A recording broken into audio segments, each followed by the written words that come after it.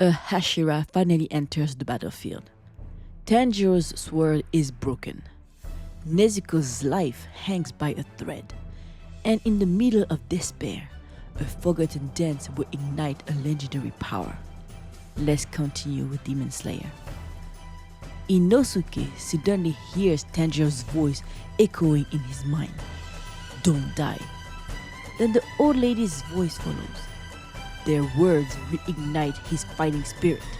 He charges the giant demon once more, but before he can even get close, the giant swings. Inosuke is sent flying with a single blow. The monster swings again, smashing straight through a massive tree. Inosuke barely dodges. Beast breathing, third fang, devour. He lunges forward and slashes at the demon's neck. Crack! Both of his Nichirin swords shatter on impact. The giant swings backward, sending Inosuke crashing into a nearby tree. Before he can recover, the demon grabs him by the throat and lifts him into the air. But Inosuke refuses to give up. First fang, pierce! He drives his broken blades into the demon's neck. They sink in, but stop. No matter how hard he pushes, they won't go any farther. The demon tightens its grip around Inosuke's neck. His vision begins to fade. Then, his memories come rushing back. Just before his spine is about to be crushed, his life flashes before his eyes. A bloodied woman holds him as a baby. Tears streams down her face as she begs him for forgiveness. Then more familiar faces appear. Tanjiro, Zenitsu, the old lady, and the mysterious woman standing on the top of the cliff. Suddenly, the demon's arm is severed. Inosuke freezes. Standing before him is Giyu Tomioka. The giant immediately charges the Hashira. Giyu doesn't even flinch. Water breathing, fourth form. One clean slash. The massive demon is cut down with effortless precision. Inosuke can only stare. That monster nearly killed him. Yet, Giyu sliced through it as if he were tofu. His strength is on an entire different level. Meanwhile, Rui continues to torment Tanjiro. If you take back what you said, I'll kill you with a single strike. Tanjiro refuses because he knows he wasn't wrong. Rui is surprised. Even standing at death's door, Tanjiro refuses to back down. Tanjiro attacks. Water breathing, first form. His blade slices through Rui's thread, but then his sword snaps in half. Back with Inosuke. He's already challenging Giyu. If you defeated one of the 12 Kizuki, then if I beat you, I'll become the strongest. Giyu simply calls him a fool and tells him the truth. That giant demon wasn't even one of the 12 Kizuki. As Inosuke keeps getting worked up, he suddenly realizes he's been tied to a tree. Giyu did it so fast, Inosuke didn't even notice until it was already over.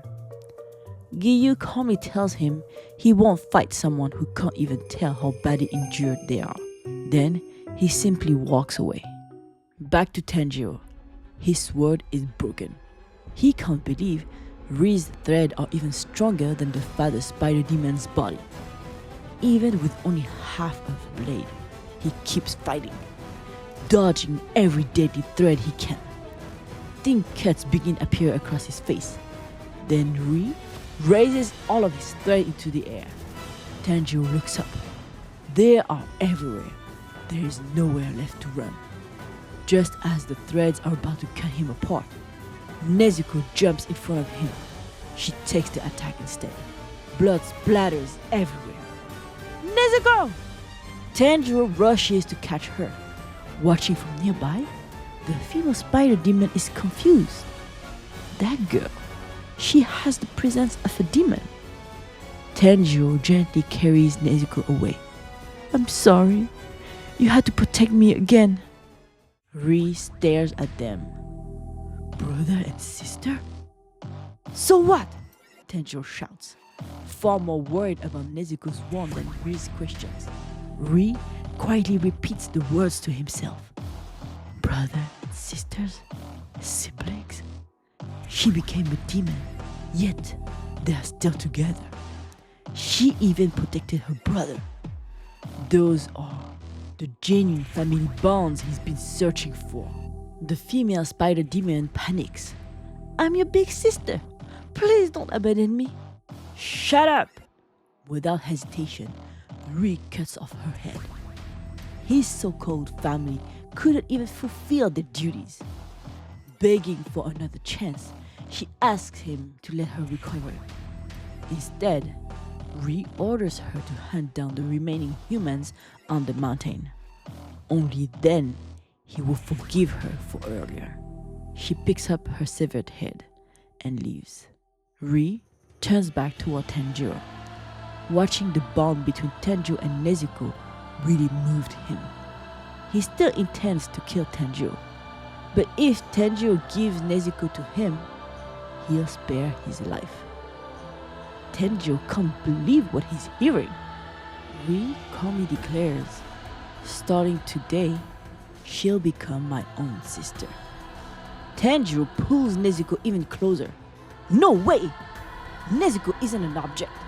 Ri insists that bonds built through fear are stronger. Tanjiro's anger finally explodes. That's not family. You never get the bonds you want if you don't change the way you think. I'll never hand Nezuko over to you. Ri simply shrugs. Then he'll kill Tanjiro and take her away.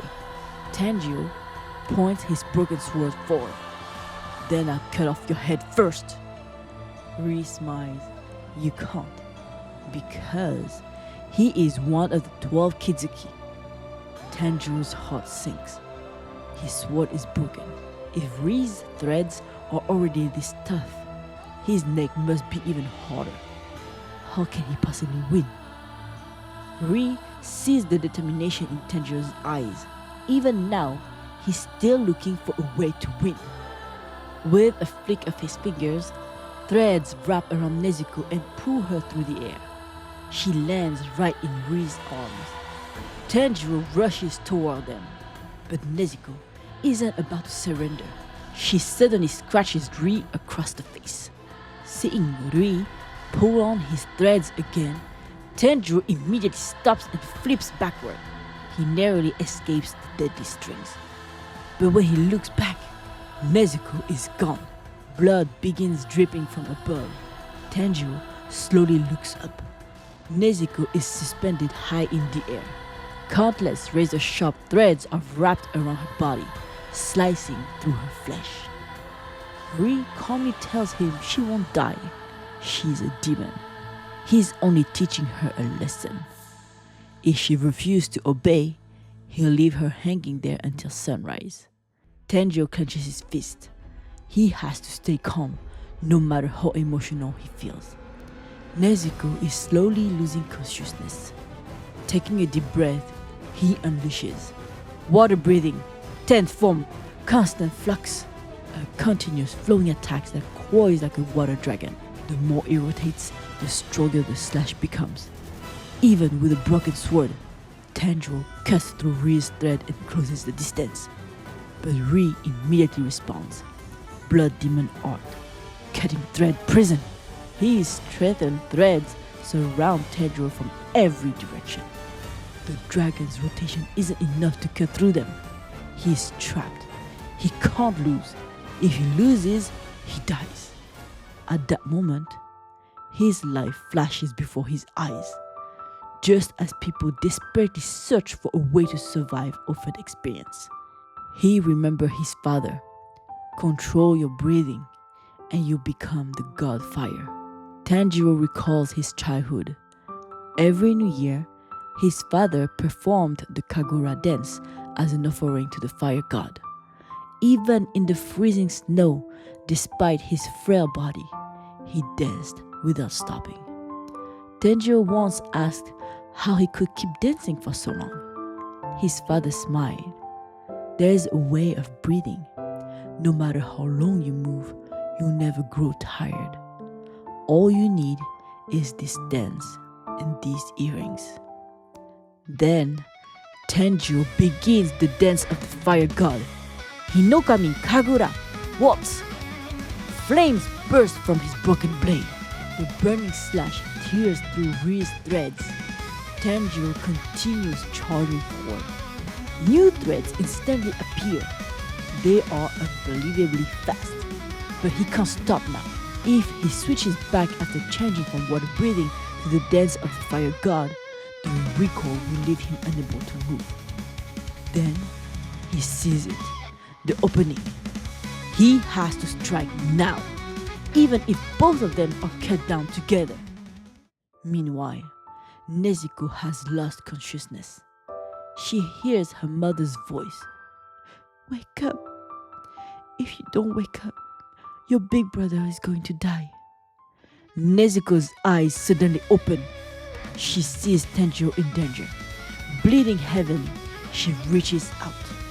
Blood demon art, exploding blood. Nezuko's blood bursts into flames, igniting every thread wrapped around her. Ri instinctively used those same threads to shield himself, but because they're covered in Nezuko's blood, they burn as well. Tanjiro crashes straight through the flaming threads. His blade reaches Ri's neck. Ri remains confident. Tanjiro can't cut his neck. His body is even harder than steel. But Nezuko's blood had splashed into Tanjiro's blade. The flames erupt once more. The burning blade accelerates. For the first time, Ri's eyes widen. He sees it. Tanjiro shouts, "Nobody can ever sever my bond with Nezuko!" And with one final slash, he cuts off Ri's head. Did Tanjiro really defeat one of the 12 Kizuki? And who are the two Hashira that just arrived on the mountain? We'll find out in the next episode of Demon Slayer. If you enjoyed this video, don't forget to like it and subscribe so you don't miss the next episode. Thanks for watching Manga with May. I'll see you next time.